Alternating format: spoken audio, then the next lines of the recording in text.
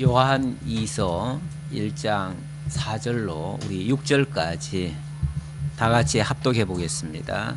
너희 자녀들 중에 우리가 아버지께 받은 계명대로 진리를 행하는 자를 내가 보니 심히 기쁘도다.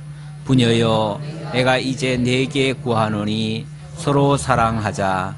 이는 새 계명같이 네게 쓰는 것이 아니요 처음부터 우리가 가진 것이라. 또 사랑은 이것이니 우리가 그의 계명을 따라 행하는 것이요 계명은 이것이니 너희가 처음부터 들은 바와 같이 너 가운데서 행하라 하심이라. 아멘. 저희가 지난주에는 3절까지만 살펴보았습니다. 근데 그 3절까지만 살펴봤는데도 사실은 엄청난 말씀이 소개되었습니다. 우리 1절에 잠깐 보시면요, 장로인 나는 택하심을 받은 부녀와 이렇게 얘기하죠. 하나님의 택하심에 대한 말씀이 있었고요. 2절에서는 영원히 함께할 진리에 대해서 이야기를 했습니다.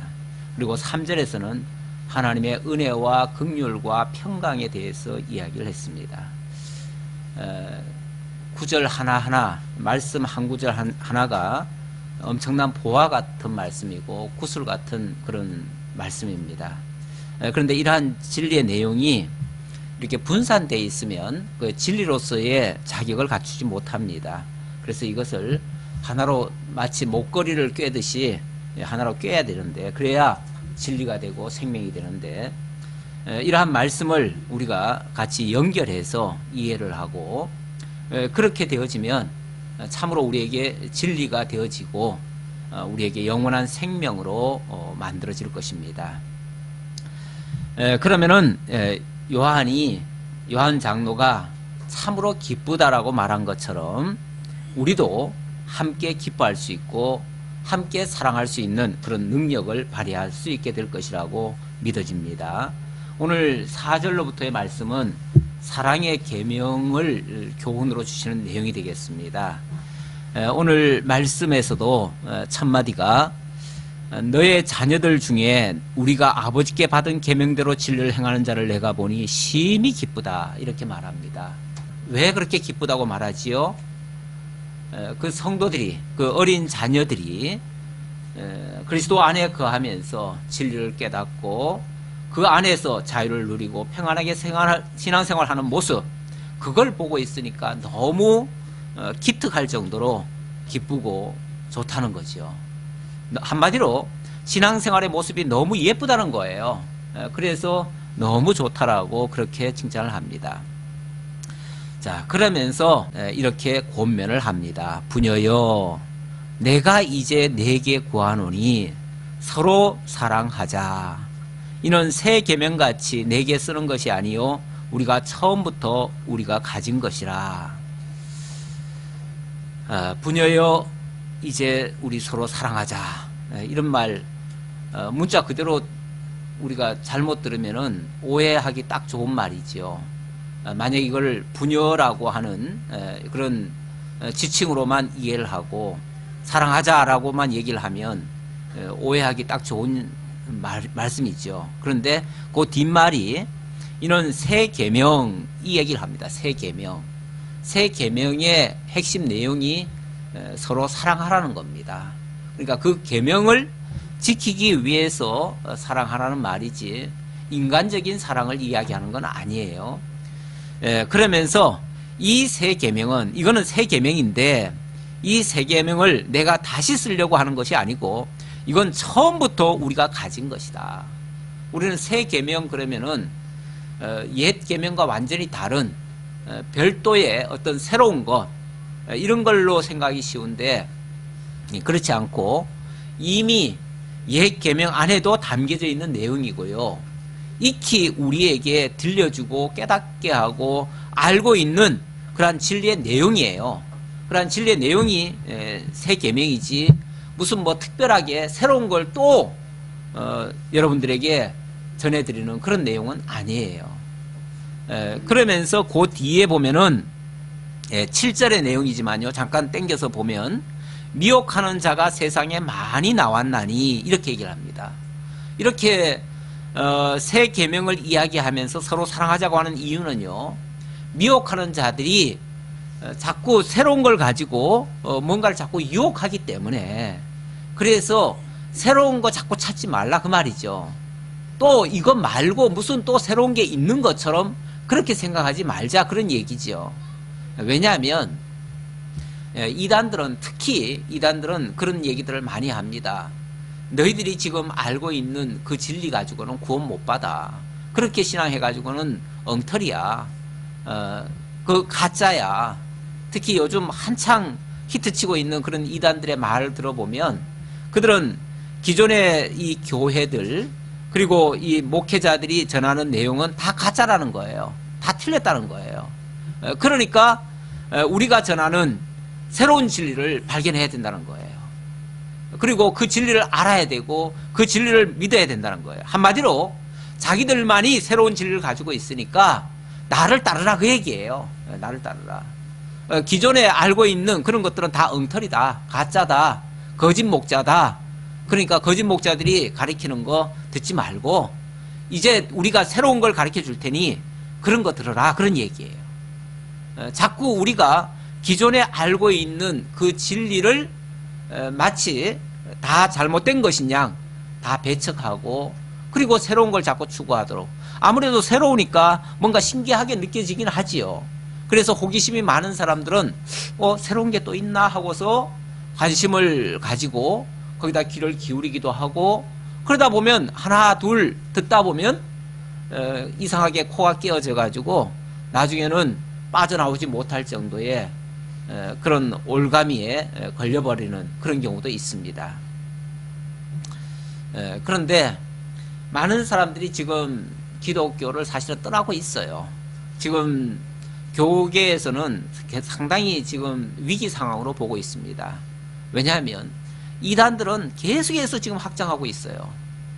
기독교는 계속 줄어들고 있고요. 지금 기독교의 그 숫자적으로도 엄청나게 지금 많이 빠져나갔어요. 빠져나가고, 그런데 그것이 완전히 또 없어졌느냐? 또 그렇지도 않아요.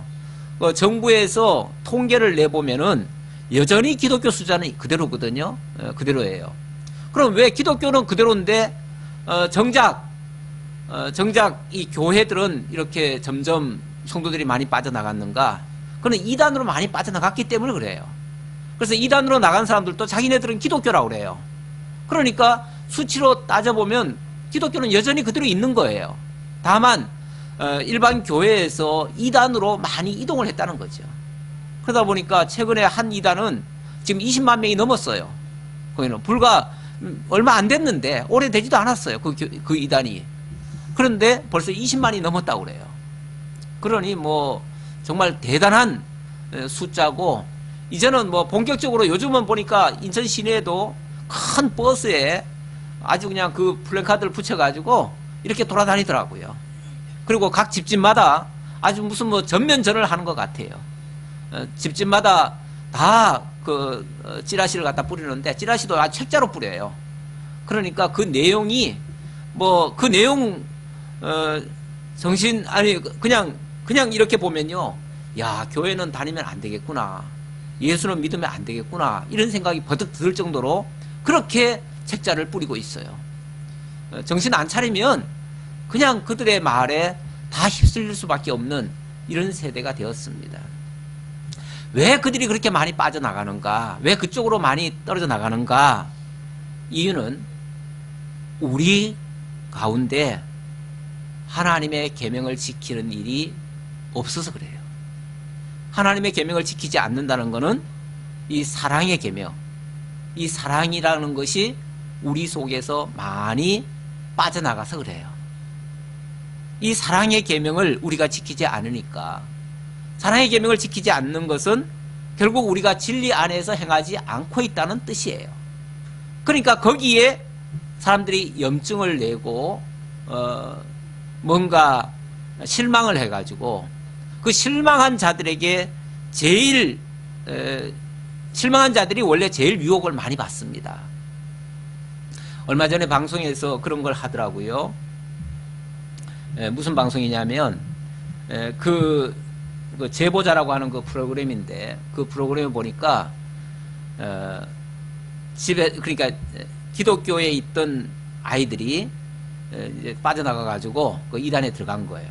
들어갔는데 그 부모들이 어떻게 해서든지 끄집어내려고 그들을 설득하고 뭘 하고 다 했지요. 안 돼요.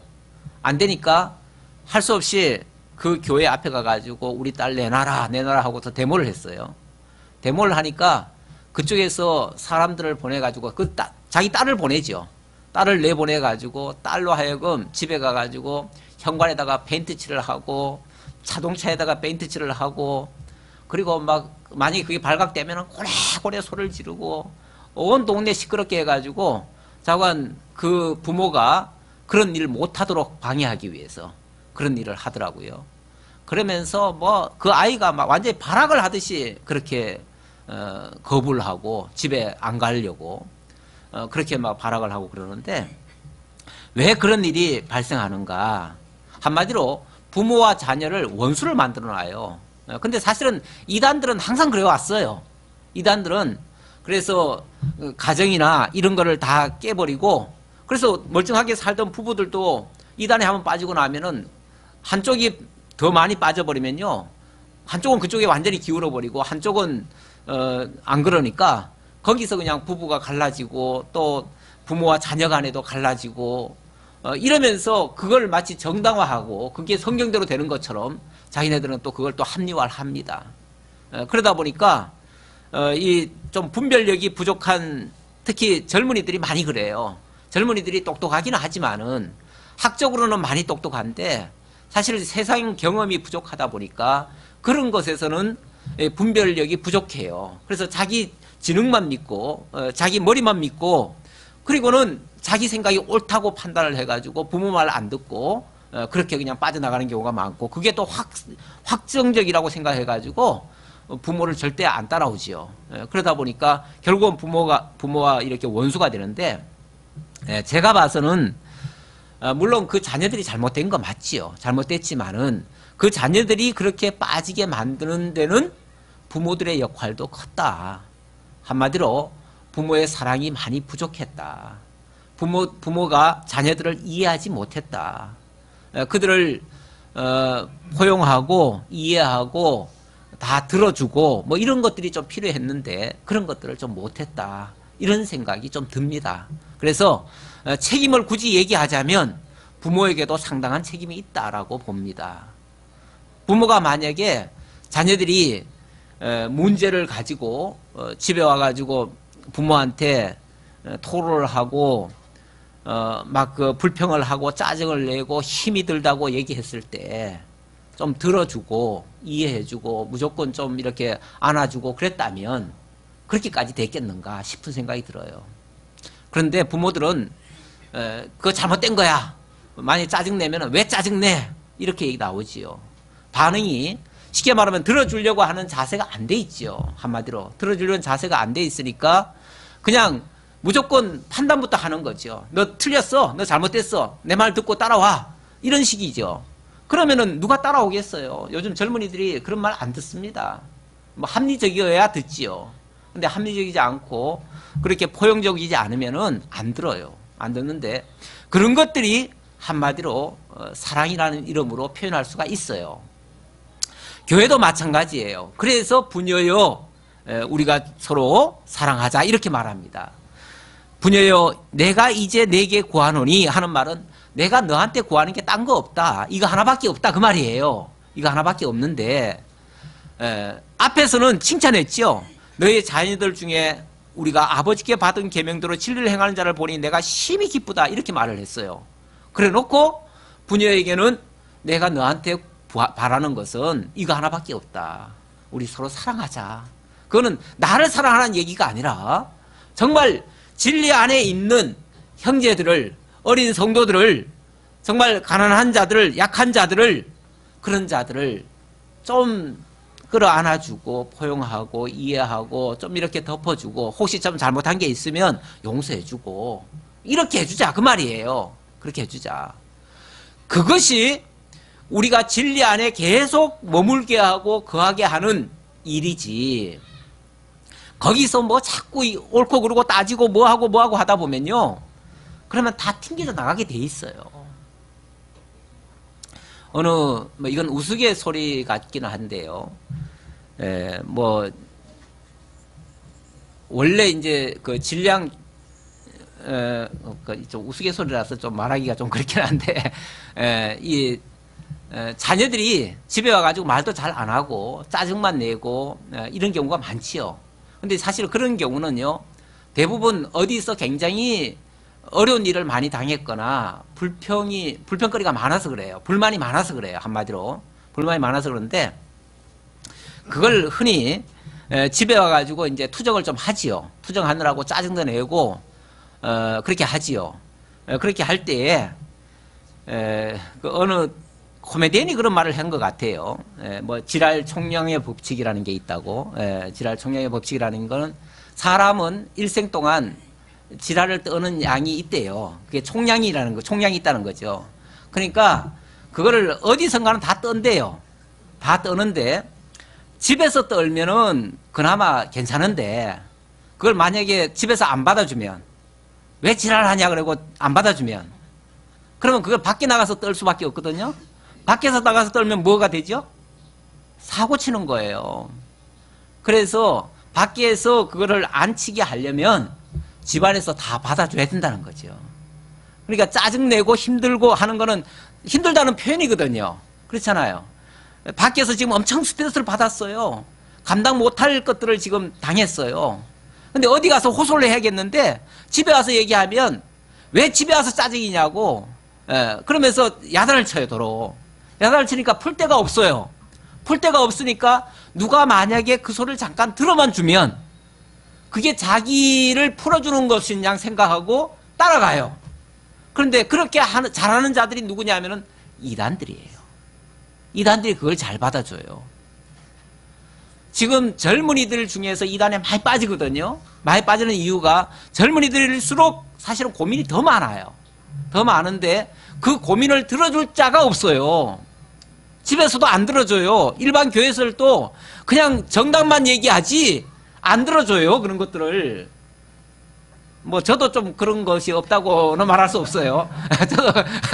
저도 없다고는 말할 수 없는데 어쨌든 이거는 우리 서로 반성하자는 측면이에요. 왜 그런 것들을 안 들어주냐는 거죠. 그런 걸 안 들어주니까 띵겨서 나갈 수밖에 없는 거죠. 그런 걸 혹시나 누가 들어주면, 그래서 대학생들 중에서 굉장히 고민이 많았는데 무슨 동아리가 있어요. 동아리가 있는데 그 동아리 가니까 자기들 문제를 다 풀어줘요. 다 들어줘요. 그러니까 야, 여기가 우리의 구원자인가 보다 싶어가지고, 구원처인가 보다 싶어가지고 그들 말을 듣기 시작해요. 근데 알고 보니까 그게 바로 이단들이 운영하는 동아리들이에요. 대학교 안에 이단 동아리가 엄청 많습니다. 엄청 많아요. 그래서 몇 단계만 지나가면요, 거긴 단계로 가르치잖아요. 단계, 처음부터 이상하게 가르치지 않아요. 처음에는 굉장히 기독교적으로 가르치고요, 정말 성경적으로만 가르치려고 하고 그래요. 그러니까 얼마 안 가서 처음에는 야, 여기가 진짜 기독교인가 보다. 지금까지 내가 교회를 그렇게 오래 다녔는데 지금까지 내가 속았나 보다. 우리 교회에서 그렇게 안 가르치던데 여기는 이렇게 가르치네 하고서 자기네 교회를 믿는 게 아니라 거기를 더 자기네 교회보다 더 신뢰를 하는 거죠. 그러다 보니까 그 다음부터는 목사님의 설교가 안 들려요. 목사님의 설교는 다 가짜 같아. 거짓말 같아. 그리고 거기서 가르치는 그 지도하는 사람이 더 옳은 것 같아요. 그러니까 그 말에 그냥 푹 빠지는 거예요. 그 다음부터는 사람은요, 한번 신뢰가 되기 시작하면 그 다음에는 무슨 말을 해도 다 믿어요. 그러다 보니까 1단계는 그렇게 접근하고 2단계, 3단계로 넘어가면 그 다음부터는 엉뚱한 소리를 하는데, 전혀 말도 안 되는 얘기를 하는데도 그냥 아멘으로 맞고 그냥 무조건 믿고 그때로 무조건 나가는 거예요. 그러니까 그렇게 집과 대적을 하게 만들고 그렇게 막 발악을 하게 만들고 그렇게 하는데도 그 말을 다 듣고 와서 그대로 행동하잖아요.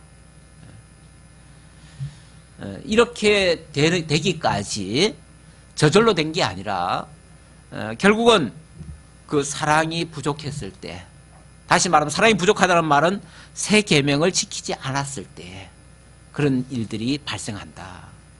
우리 교회에서, 가정에서 여기 부녀라고 표현한 거 보면 어떤 물론 뭐 이것이 작은 제가 가정교회라고 지난번에 정의를 내려드렸습니다. 가정교회라는 게 이 한 가정을 기초로 해서 교회로 세워진 그런 곳을 얘기하는 거니까 결국은 가정이에요.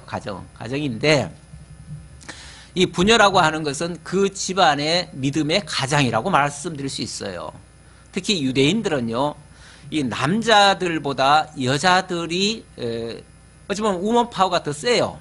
왜 그러냐면 남자들은 주로 밖에 나가서 활동을 하고 여자들이 집에서 교육을 담당을 합니다. 그러다 보니까 자녀 교육은 사실은 주로 어머니의 그 책임이 있어요. 책임이 있고, 그래서 어머니가 어떻게 그 자녀를 잘 기르냐에 따라서 굉장한 차이가 있어요. 그래서 유대인들은 유대인 어머니가 낳은 자녀면은 무조건 유대인으로 인정을 합니다. 왜냐하면 그 어머니는 의뢰이 잘 가르쳤으리라고 믿는 거죠. 그래서 유대인이 되는 그 원칙에 그 어머니가 유대인이면은 자녀들은 무조건 유대인이에요.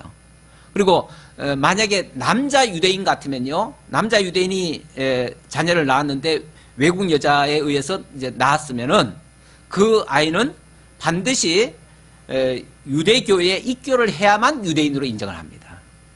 그러니까 그만큼 여자의 교육이 더 낫다는 거죠. 더 확실하다는 거죠. 그래서 여기서도 그 자녀들을 지도하는 자를 이제 부녀라고 표현하면서 부녀여 내가 이제 내게 구하노니 서로 사랑하자. 그러면서 여기에 세 계명은 무슨 새로운 것이 아니다. 다시 말하면 이단들이 자꾸 새로운 걸 가지고 자꾸 미혹을 하기 때문에 그런 측면에서 하는 말이에요. 그렇다고 해가지고 그러면 옛 계명 율법을 가지고 얘기하는 거냐? 그건 아니에요. 지금 율법 지키라는 얘기가 아니에요. 새 계명이 아니라고 하니까, 새 것이 아니라고 하니까 그럼 뭐 옛 계명 가지고 얘기하느냐? 옛 계명을 얘기하는 것도 아니에요.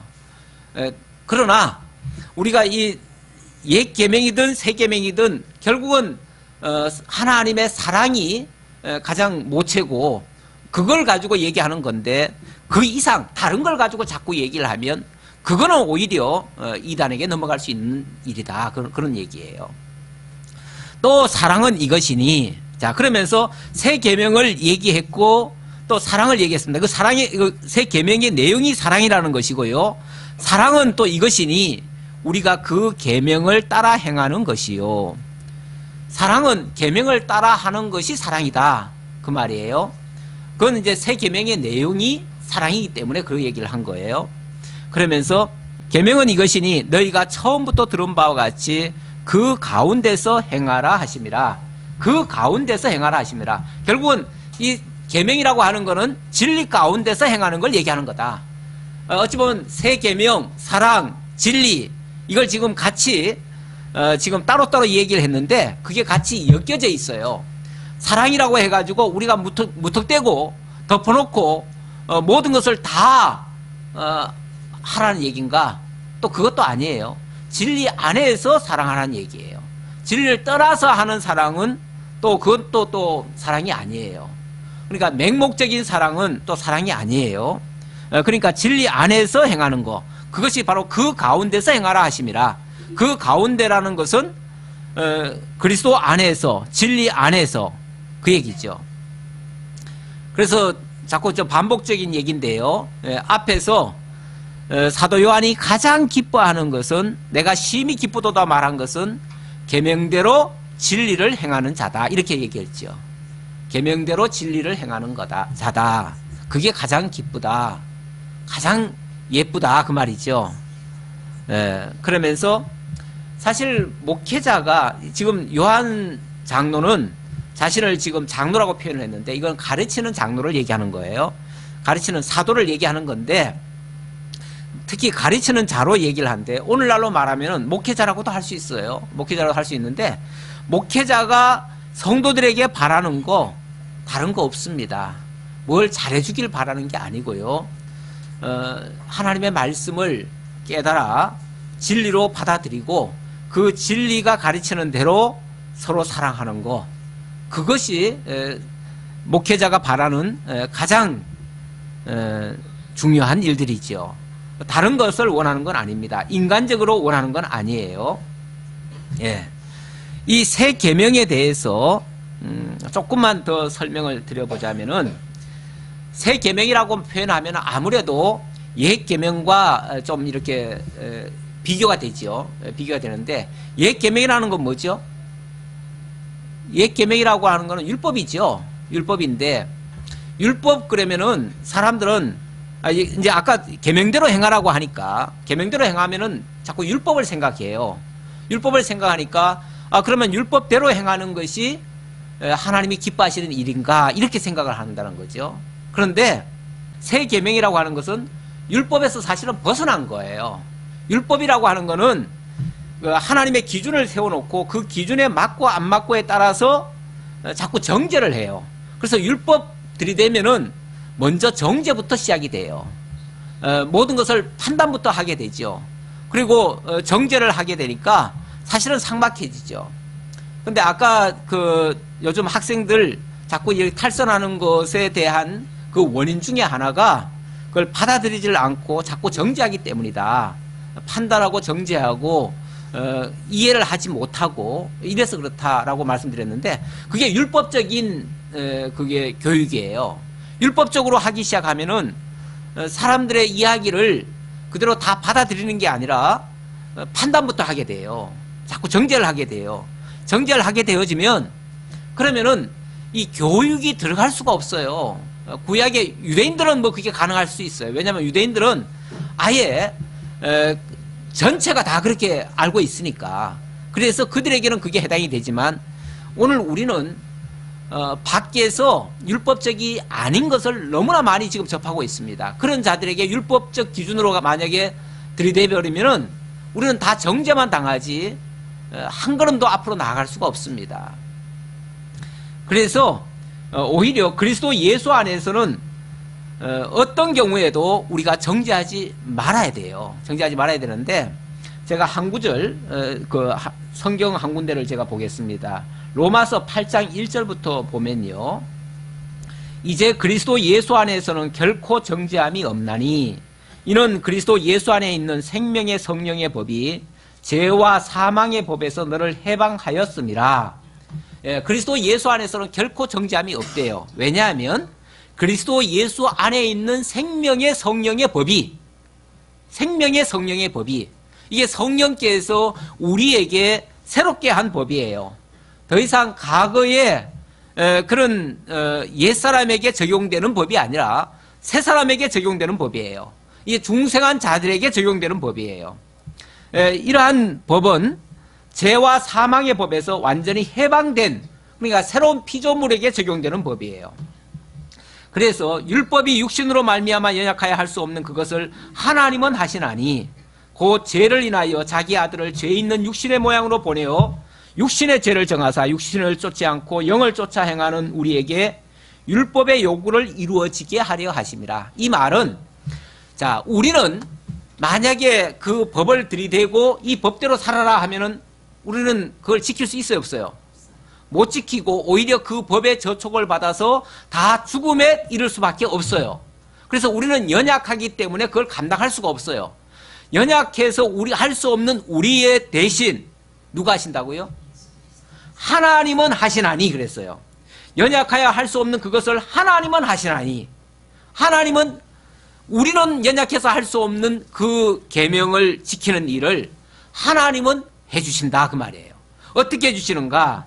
곧 죄를 인하여 자기 아들을 죄 있는 육신의 모양으로 보내어서 그 예수에게 육신의 죄를 정해서 육신을 쫓지 않고 영을 쫓아 행하는 우리에게, 더 이상 육신 쫓지 아니하고 영을 쫓아 하는 우리에게 그 율법의 요구를 이루어지게 하셨다. 그러니까 내가 지킨 건 없어요. 나는 하나도 안 지켰어요. 나는 오히려 연약해서 율법에 저촉되고 정죄받아 마땅한 존재인데, 하나님께서 예수 그리스도에게다가 내 모든 걸릴만한, 연약해서 걸릴만한 모든 것들을 그리스도에게 다 지어가지고 그리스도로 하여금 지키게 하고, 우리는 더 이상 그 육신은 바라보지 않게 하고 영만 쫓아가기만 했을 뿐인데 이루어지게, 율법의 요구가 다 이루어지게 했다 그 말이에요. 그래서 이제 우리가 바라볼 거는 이 육신을 바라보는 게 아니라 저 영을 쫓아 바라보게 만들었다 그 말이죠. 그래서 영을 쫓는 자들에게는 율법이 자동적으로 이루어지도록, 그래서 이제는 우리가 율법을 그대로 지키는 게 아니고 영을 쫓아 행하는 자들이다 그 말이죠. 그래서 육신을 쫓는 자는 육신의 일을, 영을 쫓는 자는 영의 일을 생각하나니 육신의 생각은 사망이요 영의 생각은 생명과 평안이니라. 자, 이제부터는 우리가 더 이상 육신의 것에 걸려가지고 그것 가지고 투쟁하고 싸우고 그걸 어떻게 해서든지 거기서 벗어나려고 발버둥 치는 게 아니고 이제는 영만을 향해서 쫓아가도록 그렇게 했다는 거죠. 그 영의 생각, 그것이 바로 생명과 평안이다. 영의 생각이라고 하는 것은 그 결과가 그 말이죠. 그 결과가 생명과 평안으로 이루어지게 했다 그 말이죠. 자, 그래서 우리는 이제 더 이상 정죄 받을 것이 없습니다. 정죄 받을 것이 없는데 정죄해서도 안 되는 거죠. 이 말을 하는 이유는 앞에서 이제 우리가 서로 사랑하자 그랬잖아요. 사랑하자 그랬으니까 이 사랑이라고 하는 거는 사랑의 반대가 뭘까요? 네, 뭐 흔히들 그냥 미움이라고 얘기를 하는데 자관 뭐 시기하고 미워하고 정죄하고 뭐 이런 것들이 다 해당되겠지요. 네, 그런 것들 반대로 가야 된다 그 말이죠. 과거에 하던 우리들이 하던 그 방식대로는 안 된다 그 말이죠. 그 방식대로는 안 되고 이제는 정죄하지 말고 이제는 모든 것을 다 포용하고 그렇게 하자. 왜냐하면 우리가 받은 것도 그걸로 받았어요. 우리가 구원을 받은 것도 하나님이 용서해 주셔서 된 거예요. 그렇잖아요. 하나님이 만약에 우리 정죄한 대로 정죄했으면, 율법대로 정죄했으면 우리 한 사람도 구원 못 받아요. 우리가 구원 받은 것도 그 정죄를 안 받았기 때문에, 하나님이 먼저 우리를 사랑하셨기 때문에 더 이상 그걸로는 하지 않았기 때문에 우리가 용서를 받았어요. 그걸 기억한다면 우리도 그렇게 해야만 된다 그 말이죠. 그래서 그 주기도문에도 보면 우리가 우리 죄를 사하여 준 것처럼 우리 죄를 사하여 주옵시고, 그렇게 얘기를 하죠.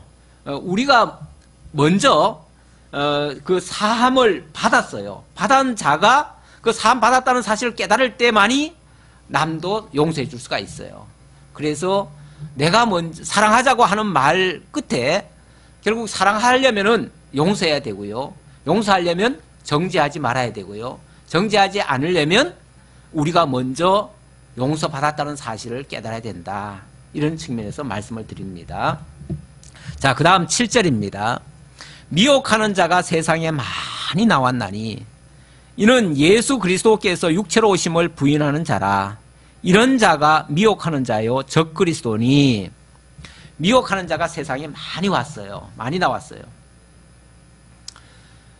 우리가 진리 안에 거하고 있을 때 요한 사도가 가장 기뻐한다고 그랬는데, 우리로 하여금 진리 안에 머물지 못하게 하고 계속해서 다른 쪽으로 가게 이끄는 자들이 바로 미혹하는 자들이에요. 그들이 미혹할 때는 우리가 가지고 있는 걸 가지고 자꾸만 부정을 해요. 다시 말하면 그걸로는 안 된다, 그건 틀렸다, 이런 식으로 자꾸 정죄를 하는 거죠. 아까도 말씀드렸지만 우리가 가지고 있는 거에 자꾸 의심을 품게 만들어요. 우리가 알고 있는 진리, 우리가 믿고 있는 진리, 우리가 믿고 있는 진리 어찌 보면 간단하고 단순하잖아요. 예수가 그리스도이심을 믿어요. 예수가 우리 죄를 용서해 주셨다는 사실을 믿어요. 내 죄를 대속해 주셨다는 사실을 믿어요. 그래서 하나님의 아들로 오셨음을 믿어요. 그가 우리를 영원히 인도해 주실 것을 믿어요. 어찌 보면 우리가 그런 진리 가운데 가지고 있는데 그걸로는 안 된다는 거죠. 그걸로는 안 되고 또 다른 것을 알아야 된다 그러면서 또 다른 걸 가지고 자꾸 유혹을 하는 거죠. 다른 걸 자꾸 유혹을 하는데 그 다른 거라는 게 결국은 예수 그리스도를 떠나게 만드는 거예요. 예수 그리스도를 인정하지 않게 만드는 거예요.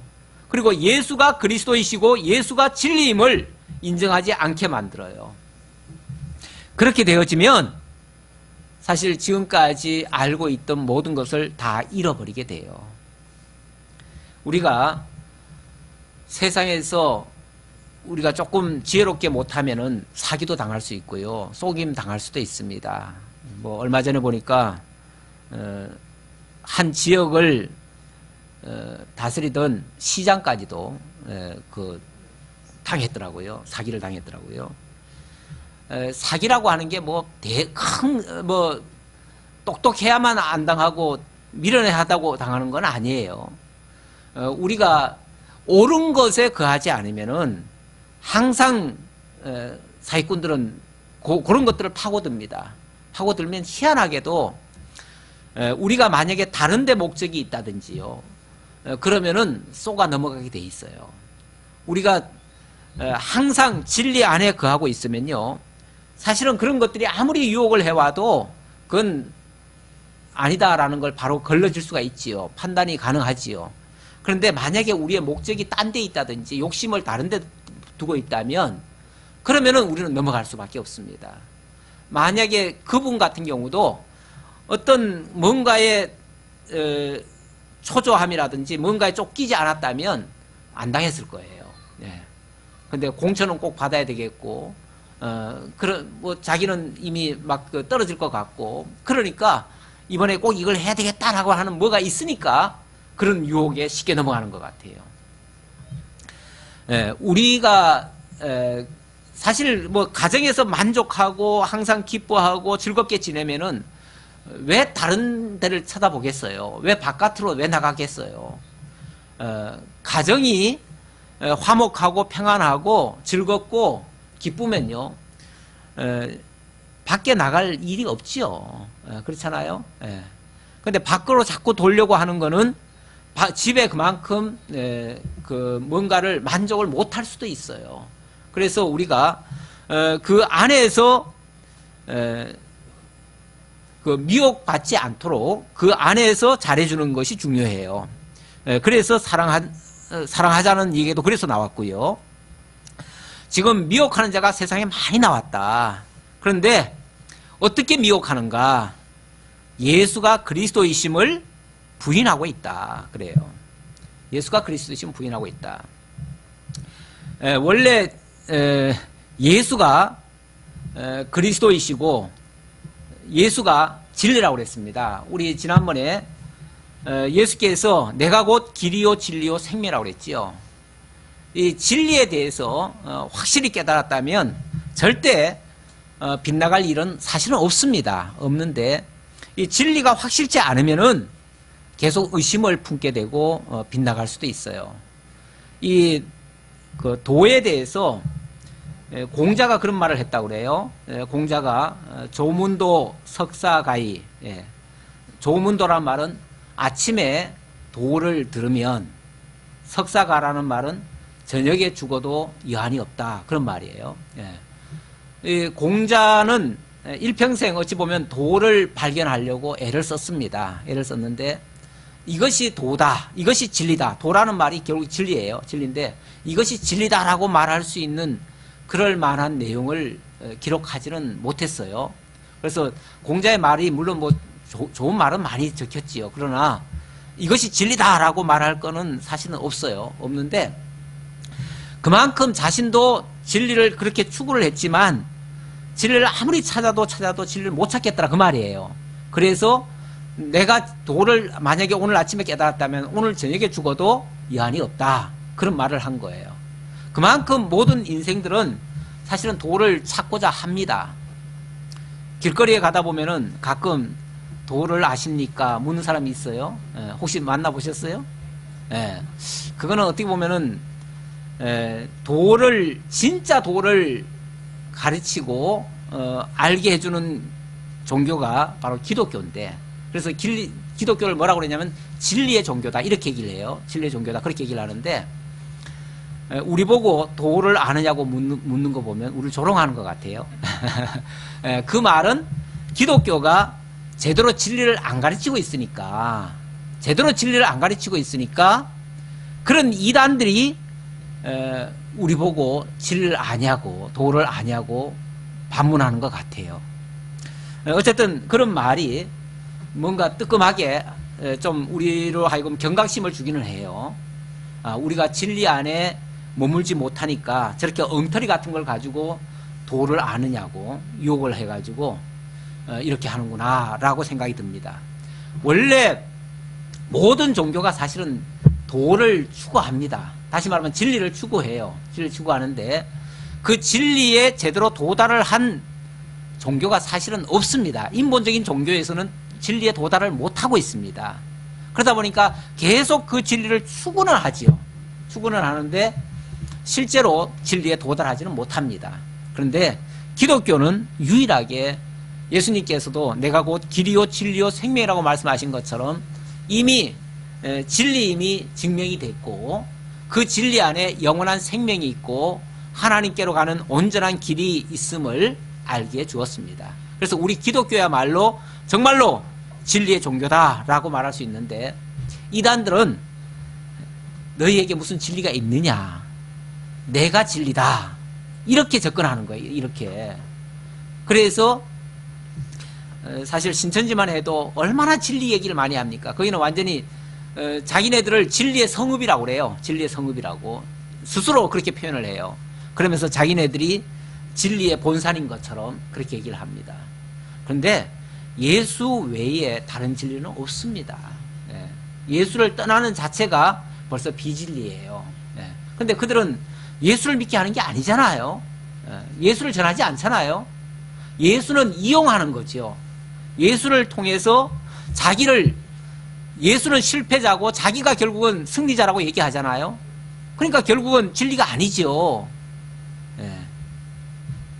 그래서 그런 자에게 만약에 미혹을 받게 되어지면 너희는 스스로 삼가 우리가 일한 것을 잃지 말고 오직 온전한 상을 받으라. 그런 자들에게 빠지게 되면 우리가 일한 것을 잃어버리게 된다 그 말이에요. 세상에 사기를 당하면요 돈 좀 잃어요. 또 때로는 몸도 좀 축이 날 수는 있어요. 그렇다고 해가지고 그것 때문에 죽고 살고 하는 건 아니에요. 그런데 정말로 이단에 빠져가지고 이 진리를 잃어버리면은 그거는 이 땅에서 뭐 육신이 생명이 나가는 건 아니지만은 영원한 생명을 잃게 돼요. 모든 걸 다 잃게 되는 거예요. 정말 우리가 기독교를 떠나고 이 말씀 진리를 떠난다면 영원한 것을 잃어버리는 거예요. 그래서 너희가 이 미혹하는 그 적그리스도에게 속아가지고 우리가 지금까지 일한 이 모든 일, 진리를 추구했던 이거를 잃지 말아라. 잃지 말고 온전한 상을 받도록 해라. 지나쳐 그리스도의 교훈 안에 거하지 아니하는 자는 다 하나님을 모시지 못하되 교훈 안에 거하는 그 사람은 아버지와 아들을 모시느니라. 지나쳐 그리스도의 교훈 안에 거하지 아니하는 자. 이 지나친다는 말은요, 어떤 나를 넘어간 거예요. 나를 넘어간 거. 이 칼도 집사람이 얼마 전에 가위를 간다고 시중에서 파는 그 칼갈이 있잖아요. 거기다가 가위를 쓱쓱 갈았어요. 그랬더니 뭐가 됐을까요? 가위가 양쪽이 다 따라버려가지고 가운데가 나오니까 가위가 안 들어요. 들은 게 아니라 이거 완전히 망쳐버렸어. 그 칼을 그렇게 갈면 안 돼요. 숫돌에 갈아야지, 숫돌에. 이 가위 같은 거는. 그런 자동 칼에 거기에 갈아버리면 양쪽을 다 깎아버리니까 안 돼버려요. 근데 가위는 한쪽으로만 깎여야 돼요. 그래서 날이 넘으면 절대 안 됩니다. 기독교도 우리가 진리를 추구하는 것까지는 좋은데 빗나가버리면 안 돼요. 그리고 그 예수가 그리스도라고 하는 이 핵심, 그리고 예수 십자가, 정말 그리스도의 보혈, 영원한 제사, 이런 것들, 이 정말 핵심적인 거, 이걸 떠나면요 그건 지나친 거예요. 그건 빗나간 거예요. 그거는 완전히 이단이에요. 완전히 끝이 달라져요. 영원한 멸망의 길을 잘못 들어서 버리는 거예요. 그렇게 되어지면 모든 것을 다 잃어버릴 수가 있습니다. 그런 자들은 하나님을 모시지 못한다. 하나님과 함께 할 수가 없어요. 이미 빗나가 버리는 걸요. 빗나가서. 그래서 하나님을 모시지 못하고 교훈 안에 거하는 그 사람만이 아버지와 아들을 모신다. 교훈 안에 거하는다는 말은 이 교훈, 이 진리의 교훈, 이 진리가 가르치는 그 안에 머무는 자만이 아버지와 아들을 모신 자들이다. 그러면서 누구든지 이 교훈을 가지지 않고 너희에게 나아가거든. 그래서 이 진리, 이 정말 이 핵심적인 그리스도의 진리를 가지고 있지 않으면서 만약에 누가 너희에게 나아가거든, 그를 집에 들이지도 말고 인사도 하지 말라. 이 당시는요, 이 당시는 지금하고 또 달라요. 이 당시는 이 전도자들이 많지 않았습니다. 그래서 순회 전도자들이 어느 특정 지역에 이렇게 목회를 맡아서 목회를 하는 게 아니고 순회 전도자들이 돌아다니면서 말씀을 전했어요. 전하는데 뭐 이 사람 저 사람 오다 보니까 어떤 사람은 정말 예수가 그리스도이심에 대한 정확한 진리를 가지고 전하는 사람들이 있는가 하면, 어떤 사람들은 그것 말고 자꾸 또 율법을 지켜야 된다 그러고, 너희들이 예수를 믿어도 뭐 이렇게 할례를 받지 않으면 안 된다 그러고, 뭐 이런 사람들도 꽤 있었어요. 그러다 보니까 자꾸 다른 얘기를 자꾸 하는 거예요, 교회 와가지고. 만약에 그런 것을 제대로 분별력 없이 받아들여 버리면 완전히 진리를 다 어그러뜨려 버려요. 그렇게 되면 그 전도자들을 통해서 말씀을 더 확증을 하기 위해서 받아들이는 건데, 그렇게 되면 확증이 아니라 완전히 빗나가게 만들어 버려요. 그렇게 되어지면 그들을 집에 들이면 안 되는 거예요. 그런 자들은 집에 들이면 안 돼요. 특히 여기 그 다음 말이 그에게 인사하는 자는 그 악한 일에 참여하는 자이다, 이렇게까지 얘기하네요. 집에 들이지도 말고 인사도 하지 말고 집에 인사하는 자는 그 악한 일에 참여하는 자다, 이렇게까지 얘기합니다. 이거는 단순히 한 사람만을 속이고 끝나는 정도가 아니라 이거는 교회적인 문제까지 일어나요. 전체적인 문제까지 일어나기 때문에 이거는 뭐 인간적으로 그 사람 미워하라는 얘기가 아니에요. 인간적으로는 얼마든지 잘해줄 수도 있고 밥도 해서 먹일 수도 있어요. 하지만 그러나 만약에 완전히 빗나간 사람이라면, 특히 여기 부녀와 자녀들이라고 지금 대상을 얘기했는데 어찌 보면 어린 성도들일 수 있어요. 어린 성도들은 이 분별력에 있어서는 좀 떨어질 수도 있어요. 그런 경우에 만약에 제대로 분별하지 못하고 그런 이단성을 가지고 있는 사람들을 들여버리면은 완전히 결국은 그쪽에 말려 들어가는 정도가 아니라 나중에 가면요, 그 사람들이 시키는 대로 해요. 그러니까 그 사람들이 악한 일을 하면 그 악한 일에 또 자기네들이 그 일꾼이 돼버려요. 오히려 뭐 이단에 빠진 사람들 다 그런 거 아니에요? 이단에 빠진 사람들도 사실 열심히 엄청납니다. 과거에 전에 이제 뭐 우리 아시는 분들이 지금은 이단에 가 있는 사람들이 있어요. 있는데 그 사람들의 열심은, 아니 한동안 만나지도 않았고 그랬는데요, 저한테 전화가 와요. 오더니만 또 만나고 싶대요. 그러니까 얼마나 반가워요. 그래서 저도 이제 오라 그랬죠. 그랬더니 뭐 선물도 사가지고 오고 뭐 테이프도 잔뜩 가져왔어요. 그래서 이거 꼭 들어보려는 거죠. 예. 그런데 과거에 같이 지낼 때 그렇게 열심히 내던 사람들이 아니거든요. 그런데 거기에 빠진 이후로 그렇게 열심을 내는 거예요. 그래서 저는 어떻게 해서든지 그 사람을, 나는 그래도 목회자니까 그 사람을 어떻게 설득할 수 있겠지 하고서 저는 접근을 해가지고 어떻게 교제도 하고 들어도 주고 다 했어요. 안 돌아옵니다. 안 돌아오면서 끊임없이 또 그 열심으로 나를 전도를 합니다. 나를 전도하고 뿐만 아니라 여기저기 다 연락해가지고 그렇게 열심을 냅니다. 그들이 처음에는 그냥 이단에게 빠졌을 뿐인데, 그래서 자기가 혼자 망하는 걸로 끝나는 줄 알았는데 그게 아니고 많은 사람들한테 그 악영향을 끼쳐요. 또 그러니까 이단에 한번 빠지면요, 악한 일에 계속 참여하는 자가 돼버려요. 그러니까 좀 인간적으로는 좀 미안하지만 인사도 하지 말아야 된다. 좀 냉정하게 인사도 하지 말아야 된다. 좀 내쳐야 된다, 그 말이죠. 우리 앞에서 사랑하자 하는 사람이, 그런 자들은 내치래요. 지금 내치래요. 그러니까 사랑이라고 하는 게 무분별한 사랑은 아니에요. 내 자녀 같으면은 정말 어떻게 해서든지 보호를 하기 위해서 지켜줘야 되기 때문에, 아까 제가 모든 걸 다 포용하고 이해하고 다 들어주고 정말 지랄을 하더라도 집에서 하도록 그렇게 하라고 제가 했지만은 이단들한테까지 그렇게까지 다 포용하면 안 되죠. 이단들을 포용할 수는 없습니다. 이단들은 좀 단호하게 내쳐야 될 필요가 있습니다. 이거는 자기 혼자 망하는 정도가 끝나는 게 아니라 전체 교회한테 영향을 미쳐요. 교회한테 영향을 미치기 때문에 이건 필히 아예 인사도 하지 말아라. 아예 교제하지 말아라. 그런 얘기죠. 자, 12절 마지막 인사말입니다. 끝인사인데요.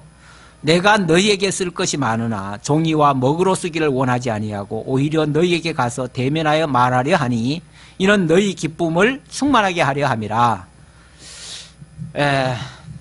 내가 쓸 것은 참 많은데 종이와 먹으로 쓰는 것은 이 정도에서 그치겠다 그럽니다.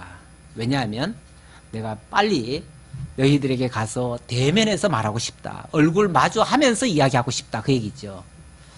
원래 편지라고 하는 건 사실은 한계가 있어요. 왜냐하면 직접 만나지 못하기 때문에 서로 커뮤니케이션이 잘 안 이루어져요. 일방적이죠. 일방적이기 때문에 일방적으로 하는 거는요. 사실은 뭔가를 전달하고 또는 이제 알리고 그 정도에서 끝나야지. 거기서 모든 걸 다 하려고 할 수는 없어요. 다 할 수 있는 거는 만나야 다 할 수가 있어요. 그래서 어찌 보면 이 편지를 통해서는 간단하게 인사하고 당장 급한 주의사항만 좀 얘기해주고 그리고 자세한 내용, 기독교의 진리에 대한 아주 깊은 내용들은 내가 직접 만나서 이야기하고 싶다. 그 얘기죠.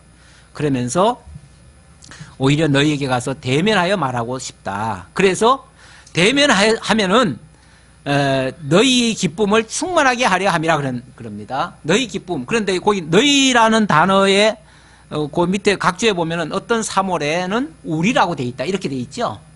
그러니까 이 너희만 기쁜 게 아니라 그것이 너희도 기쁘고 우리도 기쁘고 함께 다 기뻐하게 하려고 그런다. 그 말이죠. 진정한 기쁨이라고 하는 거는 물론 뭐 우리도 편지 받으면 참 기쁘죠. 근데 그 편지도 기쁘지만 그 편지 한 사람이 약속을 하고 또 만나면 더 기쁘죠. 더 기쁘고 그러면은 모든 궁금증도 다 풀어지고 모든 문제도 다 해결되어지고 그러니까 정말 온전한 기쁨이 이루어질 수 있는 것이죠. 그래서 우리는 사실 만남이라는 게 많이 필요합니다. 사실 우리는 지금은 많이 만나는 거죠. 일주일에 한 번씩 만나는 건 대단히 많이 만나는 겁니다. 이렇게 만남이 또 필요하고 또 경우에 따라서는 여기서도 해소가 다 안 되는 경우가 있어요. 그런 경우는 또 신방을 통해서 또 이렇게 만남도 필요하고요. 왜냐하면 여기 전체에게 이제 말씀을 전하다 보니까 전체 말씀이 다 자기에게 맞는 말씀이 아닐 수도 있거든요. 그런 경우는 자기는 이해가 안 돼요. 다른 사람들은 이해가 됐을지 몰라도 그런 경우에는 여전히 문제를 가지고 있기 때문에 그런 경우에는 직접 만남이 또 필요합니다. 그래서 신방이라는 것도 있지요. 그래서 어쨌든 우리는 글보다는 직접 만남이 훨씬 낫다. 우리 목회자들도요, 정말 얼마나 만나기를 좋아하는지, 그전에도 만나면요, 만나기 전에도 전화를 많이 하죠. 우리 전화 한 번 하면은 막 1시간씩 해요. 그렇게 전화 1시간 하면서 목사들이 왜 그렇게 할 말이 많은지. 그렇게 하고도 또 만나면은 또 밤새워 가면서 또 이야기를 해요. 그래 놓고 빨리 안 헤어지려고 최대한 시간 끌고 늦게 헤어집니다. 늦게 헤어지고 또 헤어지고 나면은 또 다시 만나자고 또 그렇게 얘기를 합니다. 물론 뭐 우리 여자분들도 그런 얘기들이 많다고 그래요. 만나놓고도 또 집에 가서 또 얘기해. 그리고 또 그렇게 하는 경우가 많다는데 어쨌든 만난다는 건 좋은 겁니다. 자주 만나는 건 좋은 거예요. 택하심을 받은 내 자매의 자녀들이 내게 무난하니라. 뭐 문자 그대로는 내 자매의 자녀들이라고 했으니까 지금 이 수신자의 자매가 거기 있다라는 얘기도 되지만은 여기 딱 문자적으로 보기보다도 우리가 그리스도 예수 안에서는 전부 다 뭡니까? 형제고 자매지요. 우리가 함께 신앙생활을 하고 있는 자들은 다 하나님 아버지의 자녀들이기 때문에 우리 같은 형제된 자들, 같은 자매된 자들이 그리고 그 자녀들까지 정말 너희들을 다 만나고 싶다. 다 보고 싶다. 그 말이죠. 보고 싶다.